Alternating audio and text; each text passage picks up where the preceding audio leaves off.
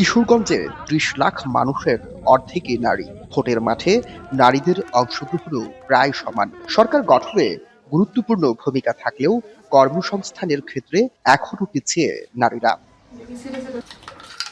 শেখ সোমা পড়াশোনা শেষে চাকরি না পেয়ে ৬ বছর আগে শুরু করেন অনলাইন কাপড়ের ব্যবসা। উদ্যোক্তা হিসাবে টিকে থাকলেও প্ল্যাটফর্ম ও সহায়তার অভাবে তার ব্যবসা এখন ধীরগতির। বর্তমানে এখন যে একটা অবস্থা, তো আমরা যারা উদ্যোক্তা আসছি ওদেরকে দেখা গেছে আমরা কাজ করতেছি, আমাদের স্কিল ঠিক আছে, কিন্তু আমরা আগাইতে পারতাছি না।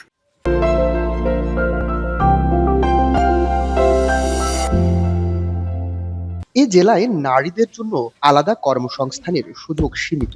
টিউশনি কিংবা ছোট পরিসরে অনলাইন ব্যবসায়ী অনেকের ভরসা। এছাড়া খণ্ডকালীন চাকরির সুযোগ না থাকায় নিজের খরচ চালাতে পরিবার নির্ভর থাকতে হচ্ছে অনেক শিক্ষার্থীকে।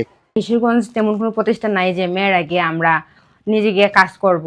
কর্মক্ষেত্রে নারীরা কোনো ধরনের নিরাপত্তা পাচ্ছে না। লোকাল ভাবে যে মেয়েদের নারীর কর্মসংস্থান, সেখানে আমাদের কিছু অভাব রয়েছে। নারীদের জন্য হলেও একটা পার্ট টাইম জব যেন হয়, তারা অন্তত তাদের চলার মতো অবস্থাটা যেন তারা নিজেরাই তৈরি করে নিতে পারে।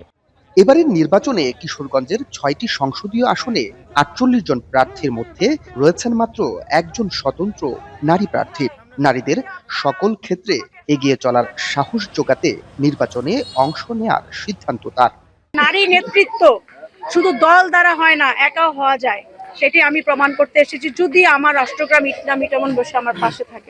কর্মস্থল ও চলাচলে নিরাপত্তা নিশ্চিত হলে অর্থনৈতিকভাবে কিশোরগঞ্জের নারীরা এগিয়ে যাবেন বলে প্রত্যাশা সংশ্লিষ্টদের।